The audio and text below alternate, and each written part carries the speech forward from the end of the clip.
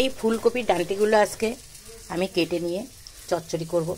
এই ফুলকপি ডাঁটির মধ্যে চচ্চড়ি করার জন্য আমি কি কি সবজি দেব সেটা তোমাদেরকে দেখাচ্ছি। এখানে দিয়ে দেবো সিম, বেগুন, আলু, পটল, টমেটো। এই সবজিগুলো আমি ঝটপট করে কেটে নিচ্ছি। এখানে সব রকমের সবজি আমি কেটে নিয়েছি। এই যে বেগুনটা প্রথমে হালকা করে ভেজে নিব।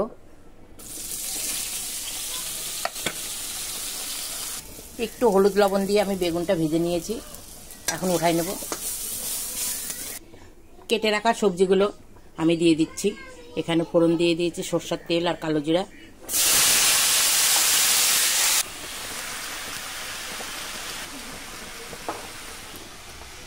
সবজিটা সিদ্ধ হওয়ার জন্য আমি এই ঢাকনা দিয়ে ঢেকে দিচ্ছি। আমাদের মিক্সার মেশিনটা নষ্ট হয়ে গেছে, তাই আমি এই সরষাটা এই যে পাটায় বেটে নিচ্ছি।